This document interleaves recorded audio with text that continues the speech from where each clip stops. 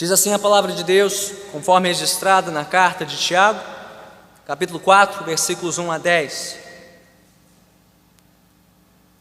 Diz assim a palavra de Deus: De onde vêm as guerras e contendas que há entre vocês? Não vêm das paixões que guerreiam dentro de vocês? Vocês cobiçam coisas e não as têm, matam e invejam, mas não conseguem obter o que desejam. Vocês vivem a lutar e a fazer guerras. Não têm, porque não pedem. Quando pedem, não recebem, pois pedem por motivos errados, para gastar em seus prazeres. Adúlteros, vocês não sabem que a amizade com o mundo é inimizade com Deus? Quem quer ser amigo do mundo faz-se inimigo de Deus. Ou vocês acham que é sem razão que a Escritura diz que o Espírito que Ele fez habitar em nós tem fortes ciúmes? Mas Ele nos concede graça maior. Por isso diz a Escritura: Deus se opõe aos orgulhosos, mas concede graça aos humildes.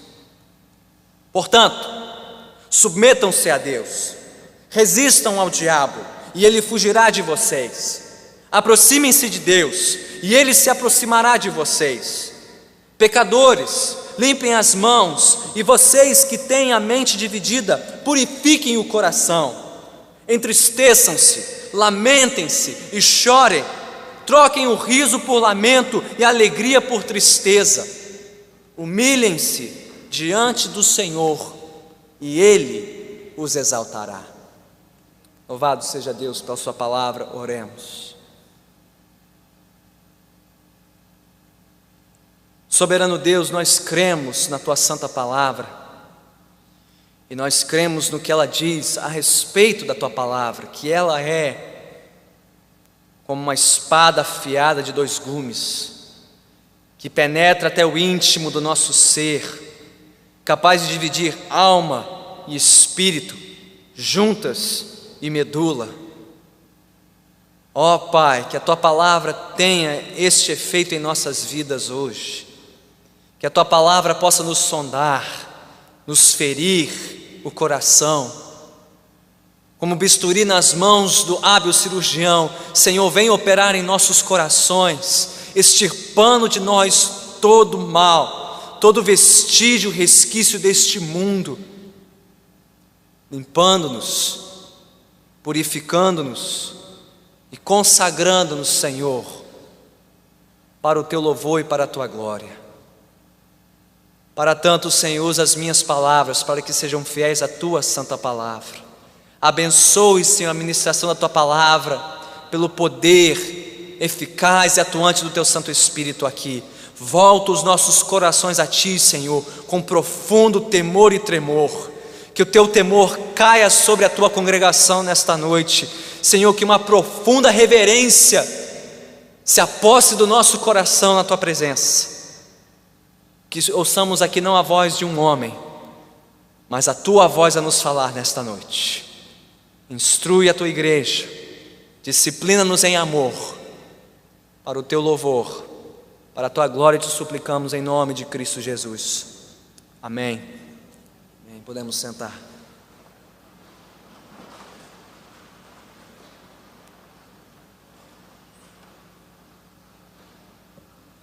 Há aproximadamente 150 anos, Charles Spurgeon, o grande pregador evangélico britânico, descreveu muito bem o que ele entendia ser o principal problema da igreja da sua época. E creio que é o principal problema da igreja na nossa época também. Disse Charles Spurgeon em um dos seus sermões: creio que uma das razões pelas quais a igreja de Deus atualmente tenha pouca influência sobre o mundo é que o mundo tem influência demais sobre a igreja. Mas Spurgeon reconheceu que a situação nem sempre foi assim. Ele também disse em um dos seus outros sermões: aponte qualquer momento próspero na história da igreja e encontrarei uma pequena nota marginal que diz: nesta era, o homem podia facilmente distinguir os limites entre a igreja e o mundo. Jamais houve bons tempos quando a igreja e o mundo se uniram em casamento.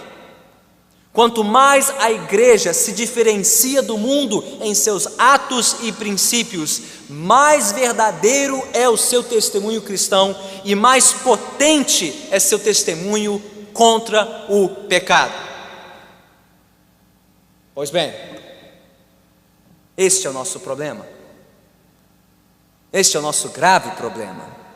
Este é o gravíssimo problema que aflige a igreja evangélica no Brasil. Ela se uniu em casamento ao mundo. Ela se tornou indistinta do mundo. E por isso não faz mais nenhuma diferença neste mundo, muito menos em nosso país.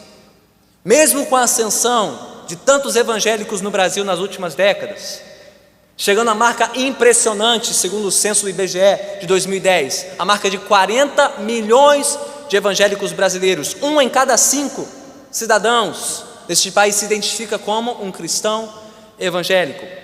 Bem, isso não impediu que hoje vivêssemos a maior crise moral, social e espiritual da história recente desta nação. Por quê? Bem, basta examinar a conduta, na média, dos crentes ditos evangélicos neste país. Basta ver como os crentes gastam seu dinheiro, seu padrão de consumo e endividamento familiar. Basta ver as nossas opções de entretenimento e lazer, nossa ética de trabalho e descanso, ou a falta de uma ética de trabalho e descanso, a nossa falta de modéstia e pudor na maneira como nos vestimos e como falamos e agimos também, os padrões dos casamentos evangélicos e dos divórcios também, a maneira como criamos os nossos filhos. Em geral, os padrões morais e espirituais dos crentes evangélicos no Brasil não são tão diferentes assim dos que não se identificam como evangélicos. Como bem concluiu de novo Charles Spurgeon, o mundanismo, ou seja, a maneira de pensar e de viver deste mundo, está crescendo sobre a igreja.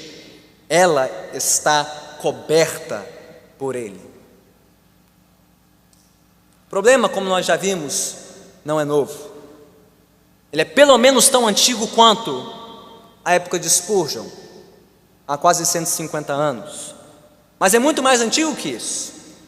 É tão antigo quanto as palavras do apóstolo Tiago que acabamos de ler, e que ele escreveu há quase 2000 anos.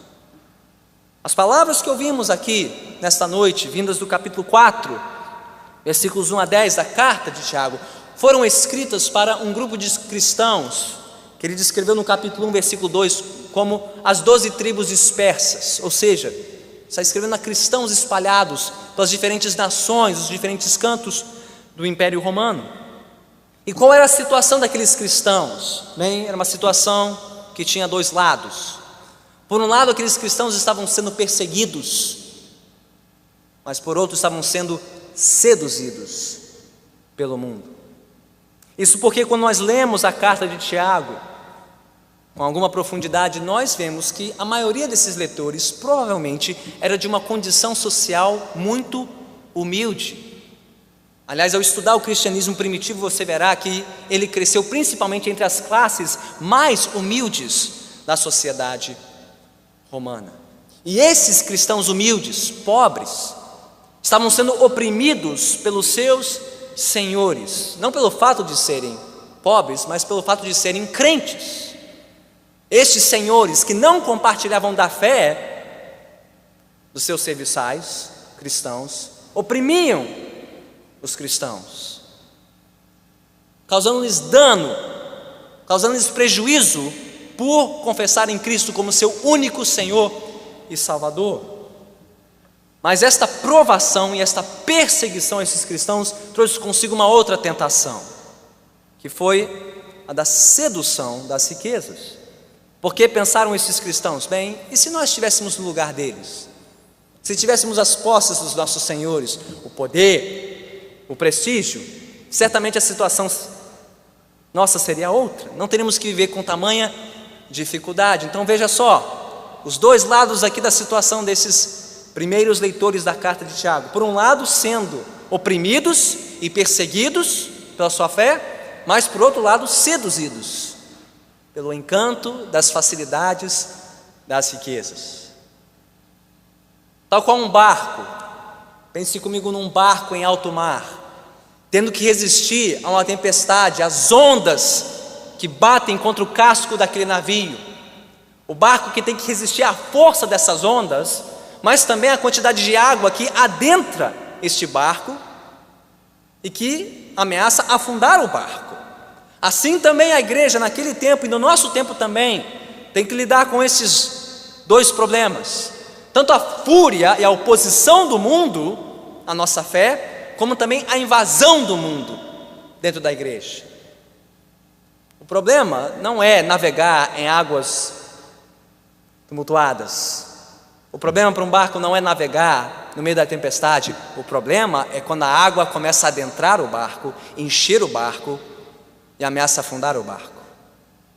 Então entendamos, o problema da igreja não é viver num mundo hostil à fé. O problema da igreja é quando o mundo avança sobre a igreja, invade a igreja, sem que a igreja perceba, e pouco a pouco ela começa a afundar sob o peso deste mundo. Seus prazeres, suas ofertas, suas tentações. Bem, foi para isso que Tiago escreveu a sua carta, para alertar os seus leitores, para que eles despertassem para o perigo que corriam quanto à oposição do mundo e à invasão do mundo dentro da igreja.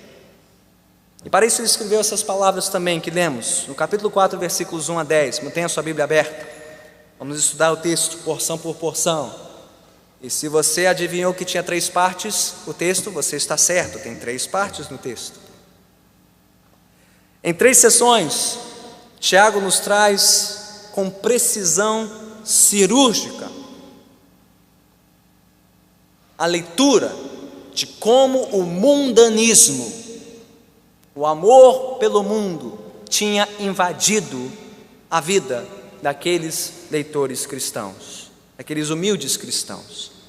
Nos versículos 1 a 3 do capítulo 4, se comparássemos Tiago a um médico, ele nos traz um diagnóstico. Versículos 1 a 3 mostram o diagnóstico da comunhão, do coração e da devoção daqueles cristãos.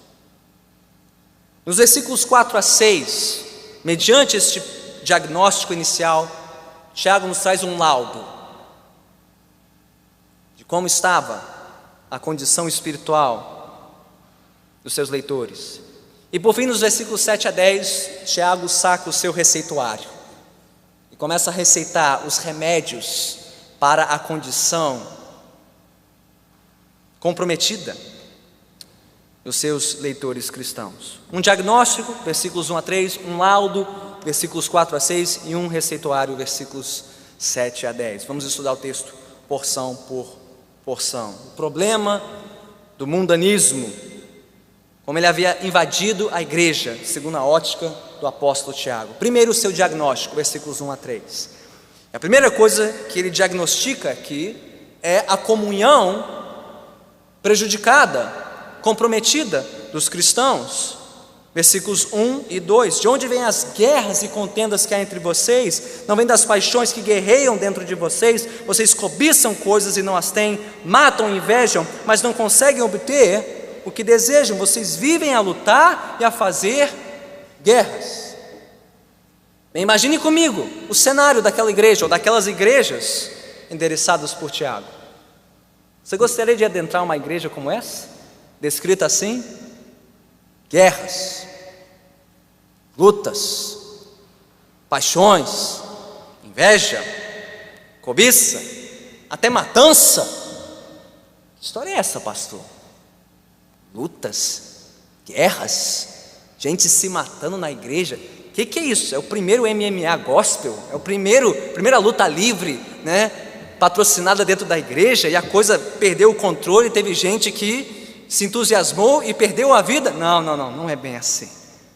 Mas o que é isso? Gente literalmente saindo no braço dentro da igreja, na saída do culto, com fatalidades? Não, não é bem assim.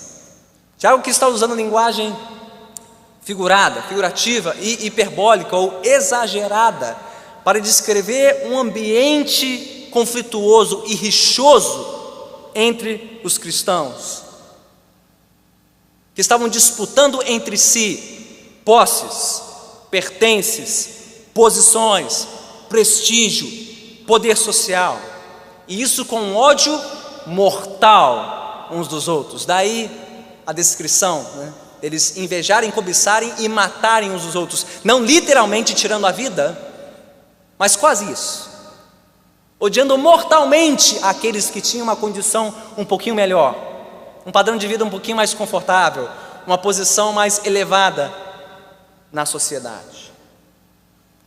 Assim era a comunhão daqueles cristãos: brigas, contendas, lutas, guerras.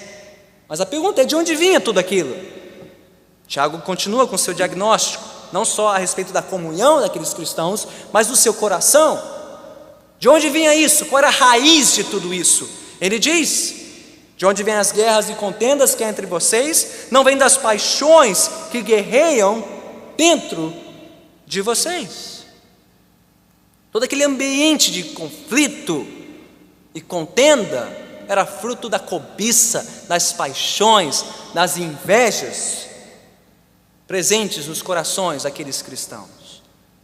Isso porque Tiago já tinha dito no capítulo 1, que aqueles cristãos mais simples e humildes, eles não viviam gratos e contentes com a sua condição humilde.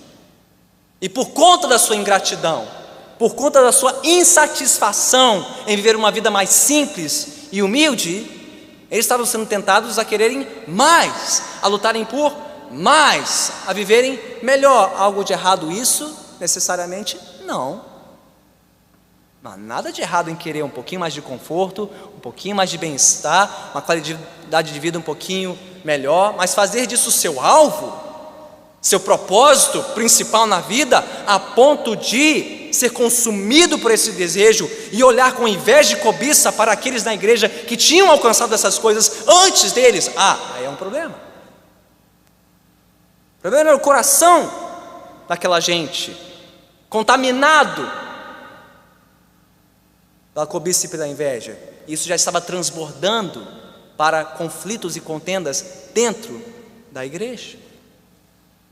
E pior, se isso já não é o suficiente, Tiago faz mais uma parte aqui do seu diagnóstico, como isso estava afetando até a devoção daqueles cristãos a Deus.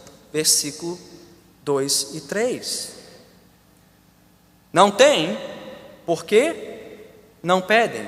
Quando pedem, não recebem, pois pedem por motivos errados para gastar em seus prazeres. Veja só, até onde isso tinha levado aqueles cristãos.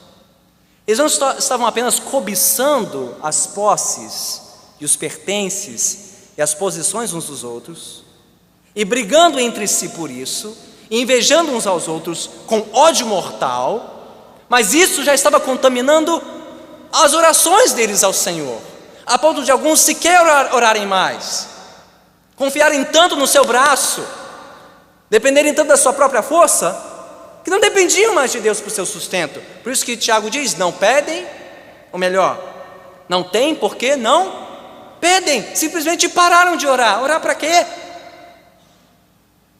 Eu sou o dono do meu nariz, eu sou o Senhor do meu destino, eu é que faço e mando. E mesmo os que não tinham parado de orar, não estavam orando mais como a palavra de Deus ordena. Diz o versículo 3: quando pedem, não recebem, porque pedem por motivos errados para gastar em seus próprios prazeres. Aí está o registro mais antigo da primeira corrente de prosperidade na igreja. Tiago 4, versículo 3. Pedir para esbanjar nos seus próprios prazeres. Senhor, restitui, eu quero de volta o que é meu, porque eu sou filho do rei, e comigo ninguém pode. Está aí, Tiago capítulo 4, versículo 3. pedir apenas para ter e esbanjar os seus próprios prazeres. Um coração corrompido, uma comunhão dividida, uma devoção corrompida.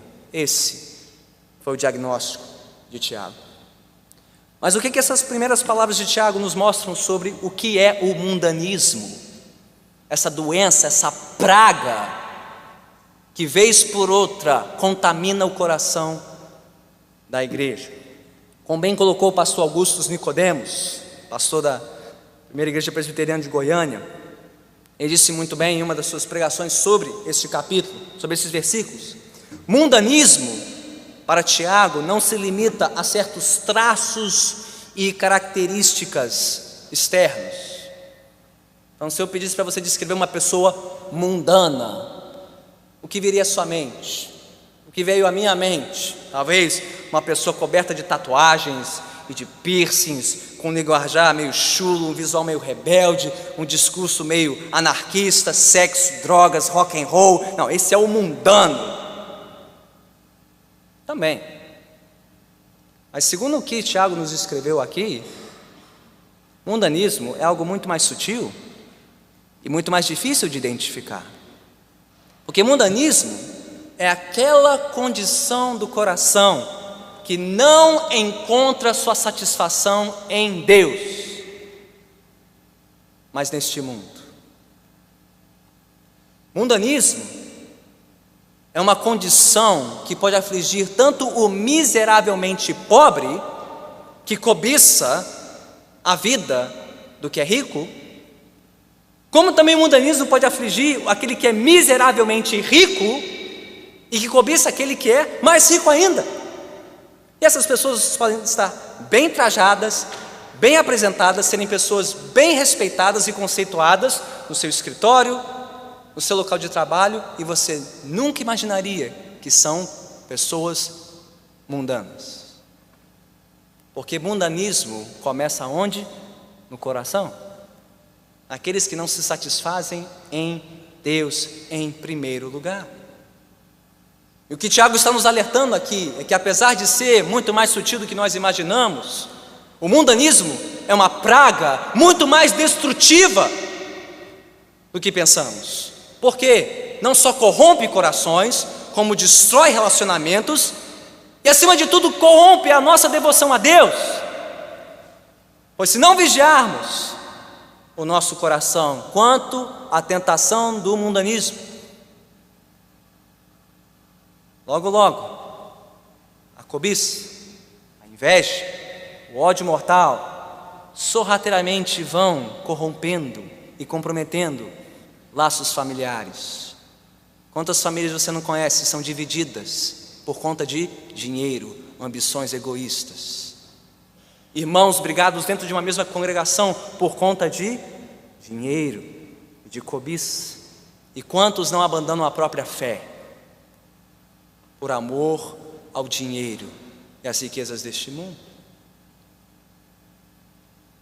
Mas o mais surpreendente de tudo, meus irmãos, segundo o que Tiago está nos mostrando, é que mundanismo não é uma condição exclusiva daqueles que estão no mundo, ou como os crentes gostam de dizer, no mundão. Para quem que Tiago escreveu essas palavras? Não para os que estavam perdidos no mundo, mas para os que estavam supostamente salvos dentro da igreja. Então ninguém está imune à tentação do mundanismo, do pastor à ovelha. Todos devem vigiar, porque todos podem cair. De novo, as palavras de Paulo aos Coríntios, na sua primeira carta, se aplicam muito bem. Se alguém está de pé, vigie para que não caia. Porque a cobiça e a inveja podem bater a porta do coração de qualquer um aqui. Basta ver quantos crentes estão consumidos por esse carreirismo competitivo que dominou esta próxima geração. Todo mundo competindo com todo mundo por um espaço, seu lugar no mundo, fazer o seu nome, construir sua carreira, ser o protagonista da sua vida. como somos treinados e moldados desde a faculdade, se não antes, no pré-vestibular, para sermos os primeiros, os únicos, os vencedores, e fazer o que for necessário para deixar todo mundo para trás. Esse carreirismo competitivo, esse consumismo compulsivo que dominou a própria igreja e que domina boa parte das pregações e dos apelos financeiros da igreja evangélica hoje. Ter mais e mais e mais próspero, mais riqueza, mais bênção, somente para gastar nos nossos próprios prazeres.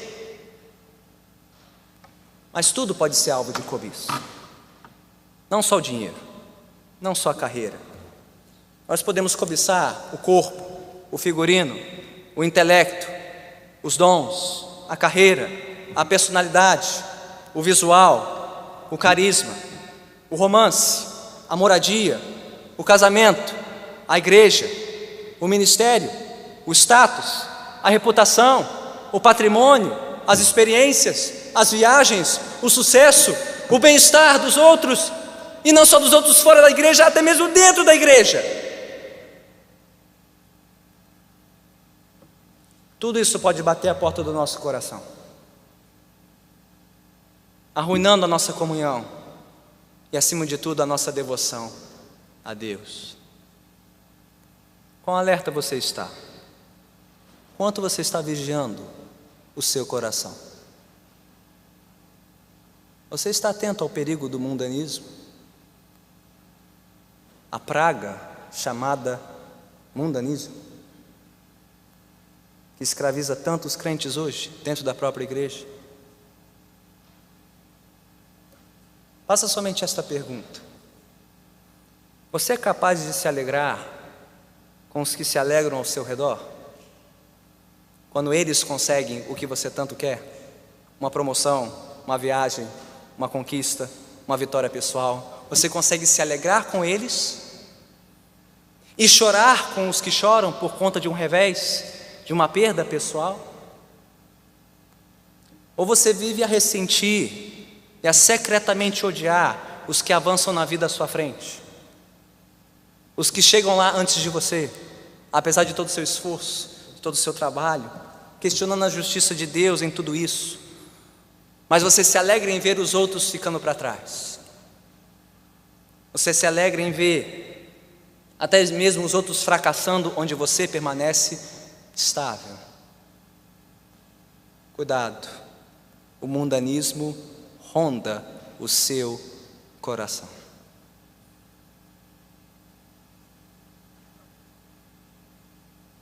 Como é que Tiago continua?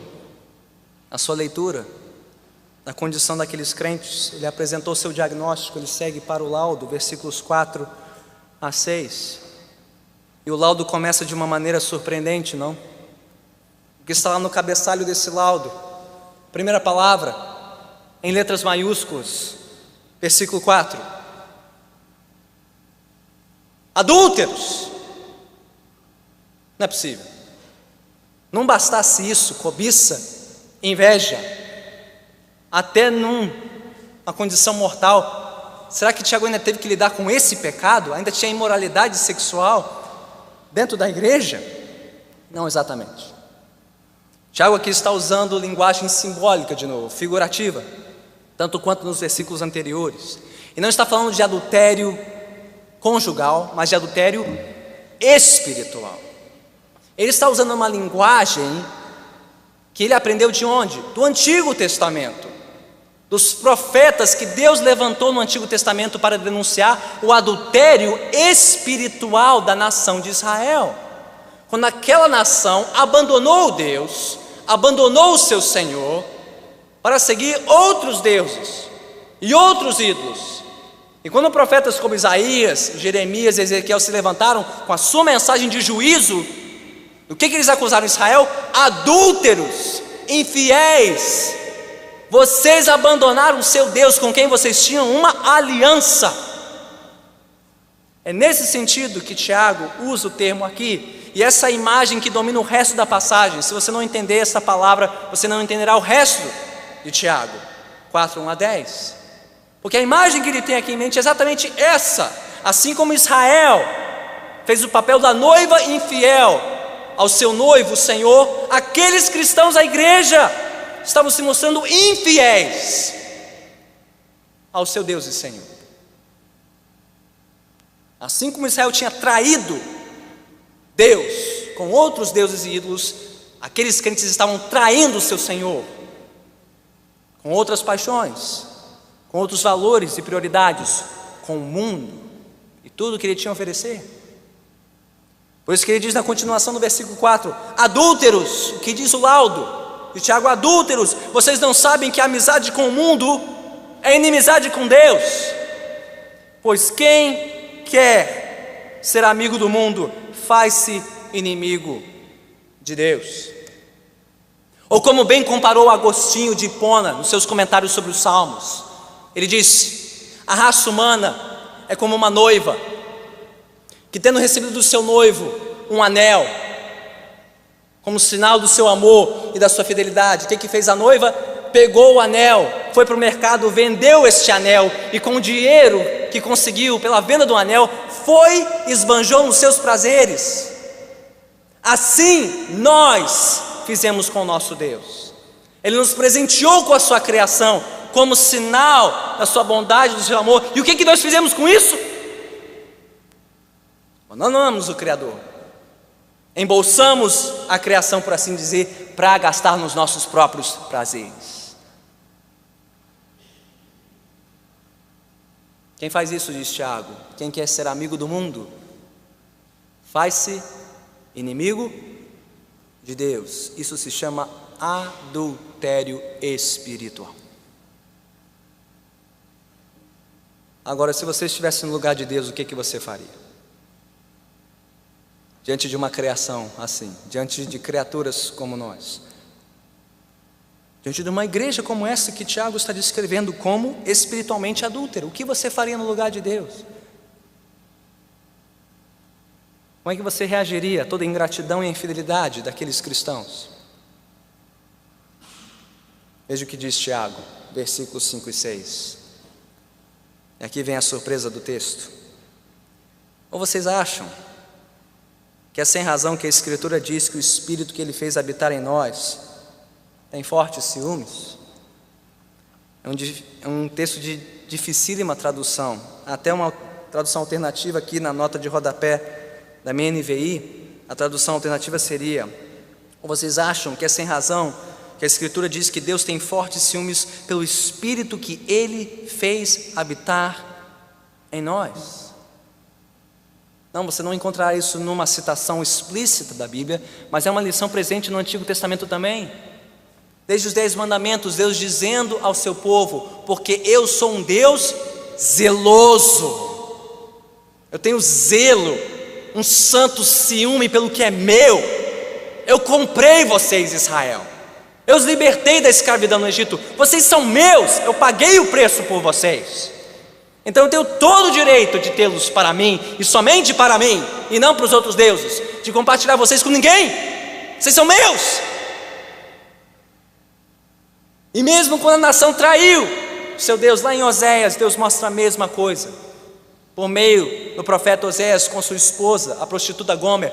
Oséias demonstrando com a sua ação sacrificial o zelo de Deus pela sua noiva, o zelo de Deus pela nação de Israel. E qual é a grande surpresa aqui? Que por mais que nós fôssemos dignos do abandono e da reprovação de Deus, Deus nos mostrou um zelo maior, um ciúme santo, a ponto de nos oferecer uma graça que nós não merecíamos. É por isso que diz o versículo 6: mas Ele nos concede graça maior. E ele então cita Provérbios 3,34, que diz: Deus se opõe aos orgulhosos, mas concede graça aos humildes. Que coisa tremenda! Deus, o partido traído, oferecendo graça a uma igreja traidora. Deus, um Deus santo e justo, que teria toda a razão para nos abandonar e nos rejeitar, nos oferecendo graça maior, perdão e reconciliação, porque Ele tem zelo e tem um forte ciúme por aquilo que é dele, por aquilo que Ele comprou a preço do sangue do seu filho no Calvário. Ele dá graça maior, diz Tiago, citando as palavras de Provérbios 3,34. E do que consiste essa graça? Bem, ele se opõe aos orgulhosos. Deus se opõe àqueles que desprezam a sua oferta de graça. Ele se opõe àqueles que não aceitam a sua oferta de perdão e reconciliação. Ele despreza e no fim rejeitará aqueles que fazem pouco da sua graça e misericórdia, daqueles que insistem em traí-lo com este mundo, insistem em ter o mundo no lugar de Deus. Ele se opõe aos orgulhosos, mas ele dá graça aos humildes. Ele está legitimamente comprometido em restaurar e reconciliar consigo pecadores que se humilham perante ele, que reconhecem a insensatez e a loucura do seu pecado e abandonam isso para submeter-se à sua graça, receber o seu perdão em Cristo com arrependimento e fé. Então você entendeu comigo a preciosidade desse laudo? O laudo que Tiago nos traz é um laudo completo e é maravilhoso porque começa com um Deus santo, um Deus justo, um Deus que chama pecado pelo que ele é, adultério espiritual, que não ameniza o diagnóstico, que aponta o erro e diz a verdade em amor. Isso que nós fizemos com Deus se chama adultério espiritual, porque ele é um Deus santo e justo, que não faz vista grossa ao pecado. Mas no versículo seguinte, o mesmo Deus santo e justo se mostra um Deus misericordioso e gracioso, que tem forte zelo e ciúme pelo seu povo e concede graça aos que reconhecem a sua loucura e a sua insensatez, e se arrependem dos seus pecados e abandonam o mundo por amor ao Senhor. Que Deus é esse? Santo, justo e ao mesmo tempo gracioso e misericordioso, que não oferece graça a adúlteros inimigos dele, por meio do seu Filho Jesus Cristo. Deixe-me perguntar a todos aqui, de que lado você está deste laudo? Porque você viu que só existem dois lados, e não existe uma terceira opção, não existe uma opção intermediária. Você não pode ser meio amigo de Deus e meio amigo do mundo. O que disse Tiago? Você só pode ser amigo de um dos dois. E se você se faz amigo de um lado, você se faz inimigo do outro, e não tem outra escolha. Quem se faz amigo do mundo, se faz inimigo de Deus, e consequentemente, se você é amigo de Deus, você agora é inimigo do mundo. De que lado você está dessa equação? Você está vivendo como quem? Amigo de Deus ou amigo do mundo? Você está se opondo orgulhosamente à oferta de graça e misericórdia de Deus? Ou você está ouvindo Deus te chamando para se arrepender da sua amizade com o mundo, para viver com Ele, para a glória dEle? Você entende como é gravíssima a inimizade e a infidelidade persistente contra Deus? Porque Deus disse, Ele se opõe aos orgulhosos, e Ele não deixará o orgulho dos que amam o mundo mais que Ele impune. Deus dará a estes o que eles merecem. Mas como é maravilhosa a bondade e a misericórdia de Deus, de não nos dar o que nós merecemos, mas de nos dar aquilo que nós não merecemos, seu perdão e sua misericórdia, se nós nos humilharmos. Ele se opõe aos orgulhosos, mas dá graça aos humildes.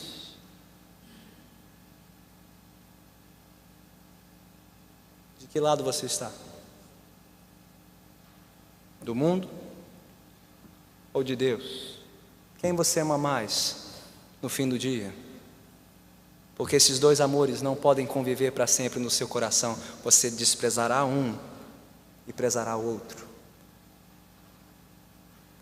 Como ouvimos Matthew Henry semana passada, o coração do homem é estreito demais. O amor por Deus e o amor pelo mundo não conseguem conviver lado a lado, porque o amor ao mundo ele sufoca o amor por Deus. E se nós não vigiarmos, é isso que pode acontecer conosco também. Você se opõe a Deus ou você se humilha perante Deus. Você só tem essas duas opções.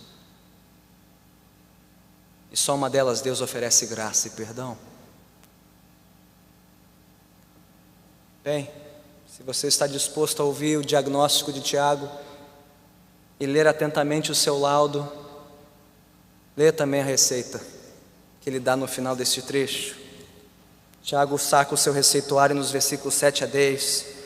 Ele lista 10 coisas, 10 imperativos, 10 instruções ou ordens para aqueles que se submetem à graça maior do Senhor e aceitam a sua oferta de misericórdia. Por isso que ele começa no versículo 7 dizendo: portanto, ou seja, portanto, ouvimos, entendemos, acatamos, entendemos a seriedade do assunto e a seriedade do que está perante nós. Portanto, concluindo, segue-se que só nos resta fazer o quê? Submetam-se a Deus. Que Deus? O soberano Senhor, o nosso Pai amado, o noivo traído, mas que oferta perdão e reconciliação. Submetam-se a Ele. Como? Resistam ao diabo, não resistam a este Deus. Se tiver que resistir a alguém, não resista a Deus, resista o diabo e as suas paixões e as suas cobiças, que vão destruir a sua alma e a sua vida e tudo que você tem de mais precioso. Resista o diabo e ele fugirá de vocês. Não se aproxime do diabo, aproxime-se de Deus e ele se aproximará de vocês. Pecadores, ele continua, limpem as suas mãos, e vocês que têm mente dividida, purifiquem os seus corações. Mãos, mente, coração. Tiago cita tudo que envolve o ser humano, seu intelecto, seu afeto, sua vida. Pecadores, traidores de Deus, infiéis, noivo infiel, purifique-se, quebrante-se, abandone isso, deixe isso para trás. Separem-se para Deus, como a noiva que deve se separar para o seu noivo por inteiro, não é só de mãos, é de mente e de coração. Separe-se por inteiro a este Deus, porque Ele nos criou por inteiro, e nos comprou por inteiro, e nos quer por inteiro, mente, coração e mãos. Entristeçam-se, lamentem-se, chorem, troquem o riso por lamento, a alegria por tristeza. Pare de rir e de se alegrar daquilo que ofende o seu noivo, ofende o seu Deus, ofende o seu Criador, que parte o coração daquele que deu o filho dele para te resgatar. Pare de rir disso, se alegrar com isso, consumir isso, seja o instrumento que for, TV, internet, seriado, o que for. Pare de rir do mundo, pare de se alegrar com o mundo, porque nada indica o mundanismo da igreja mais do que a nossa capacidade de rir e se alegrar com o que é digno de desprezo, choro, lamento e pranto. Nós rimos daquilo que Deus chama que é digno de pranto e lamento, porque nós amamos mais o mundo do que a Deus. Troquem tudo isso, diz Tiago, troquem tudo isso, o riso por lamento, a alegria por tristeza. Pare de rir daquilo que ofende o seu Rei, Senhor, o seu amado Pai. Por fim, humilhem-se diante do Senhor e Ele os exaltará. Como diz 2 Crônicas 7, 13 e 14, se o meu povo que se chama pelo meu nome se humilhar e orar, buscar minha face e se afastar dos seus maus caminhos, dos céus ouvirei, perdoarei o seu pecado, curarei a sua terra. Povo de Deus, humilhe-se na presença de Deus, ore, clame ao Senhor, busque a face de Deus, abandone os seus maus caminhos, e só assim Ele promete te perdoar e de restaurar você, sua família, sua terra, sua igreja. Humilhem-se diante do Senhor, humilhem-se diante do Senhor, humilhem-se, humilhemo-nos diante do Senhor e Ele nos exaltará. Você ouviu o diagnóstico de Tiago? Você prestou bem atenção no seu laudo? Você leu o receituário de ponta a ponta? Você viu tudo o que ele prescreve, o tratamento para uma igreja mundana, para crentes mundanos, Só isso cura o nosso coração mundano, submetendo-nos a Deus, resistindo ao diabo, aproximando-nos de Deus, humilhando-nos diante de Deus, chorando pelos nossos pecados. O que nós temos que fazer muito claro, meus irmãos, se simplesmente prestarmos atenção no que diz a palavra, mas tão importante quanto o que eu e você devemos fazer, é diante de quem devemos fazê-lo. Como é que termina essa passagem? Humilhem-se diante do pastor. Não. Humilhem-se diante do Senhor. Que Senhor? Quem é o Senhor? E por que eu devo me humilhar na presença dEle? Este Senhor é o Criador Todo-Poderoso, é o nosso amado Pai, é aquele que nos presenteou com a sua criação, não para embolsarmos a criação e virarmos as costas para o Criador, mas para vivermos na criação com o Criador, para a glória dEle, nos satisfazendo nele. É contra este Senhor que nos rebelamos, é Ele que desprezamos por termos amado mais ao mundo do que a Ele, nos tornando amigos do mundo, inimigos dEle, e por isso justamente dignos da sua reprovação e condenação. Mas este Senhor que é santo e justo nos deu a maior demonstração de graça que este mundo jamais poderia receber. Ele nos deu seu Filho, seu único Filho, que nos trouxe uma oferta de graça, se tão somente nos arrependemos dessa praga chamada mundanismo, se tão somente abandonarmos nossas paixões, cobiças e invejas mortais, nossa amizade com o mundo, crendo no seu sacrifício por nós na cruz, para que pudéssemos ser restaurados à presença dEle e fôssemos transformados de inimigos de Deus em amigos de Deus, de adúlteros em fiéis, santos e fiéis, filhos de Deus. E um dia o Filho de Deus vai voltar para julgar este mundo, para julgar todos aqui. Todos estarão perante este Senhor e juiz, prestando contas da sua alma. E para alguns o Filho de Deus executará juízo.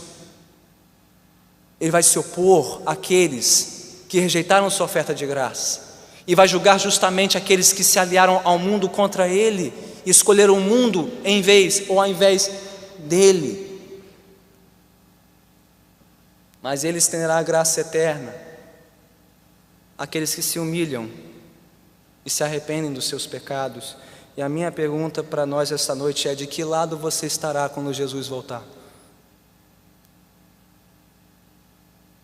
De que lado você estará quando Jesus voltar? Do mundo e das suas paixões que passa? Ou de Deus e da sua graça que não passa? E onde estarão seus filhos? E os seus parentes? Seus familiares? Os que lhes são caros? Seus amigos? Seus vizinhos? Seus colegas? De que lado eles estarão quando Jesus voltar?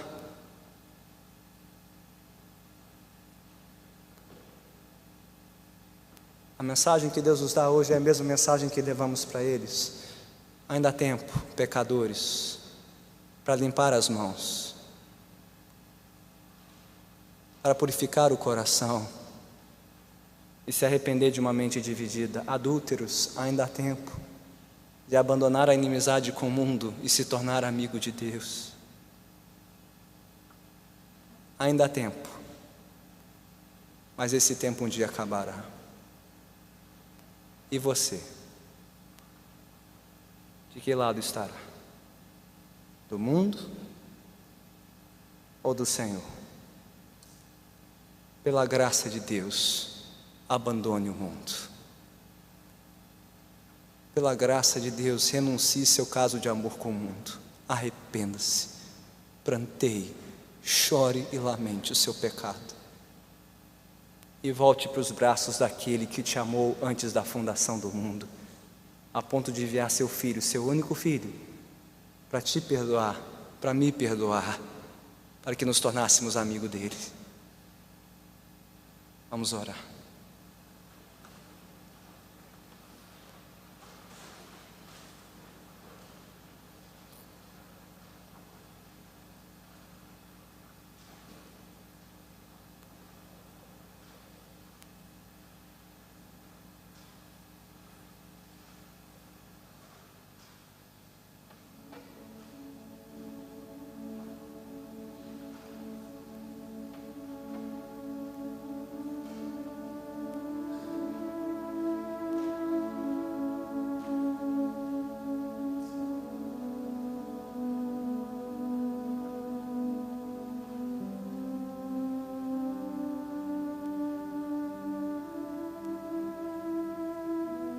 Senhor, que diremos nós diante da Tua palavra? Que faremos nós perante Ti? Tu nos conheces por trás e por diante, sondas as nossas mentes e corações e sabes muito bem o que há em nós, as paixões e os desejos que temos abrigado no nosso íntimo. Não há nada que possamos esconder ou ocultar de Ti.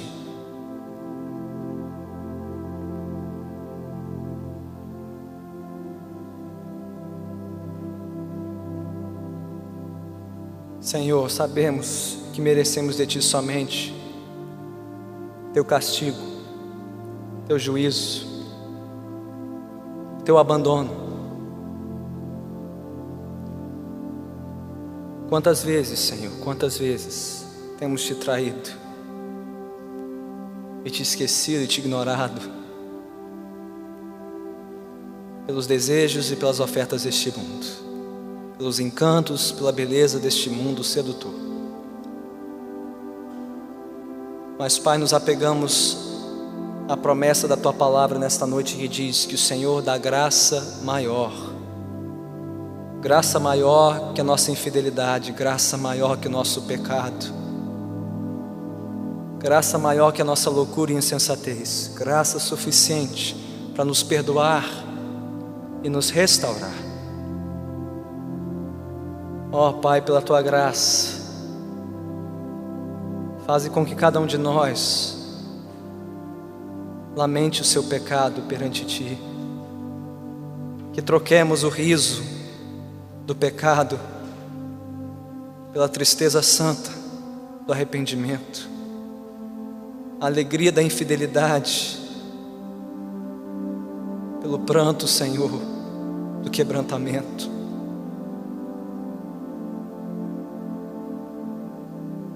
Ó Pai, compunge-nos no nosso coração nesta noite.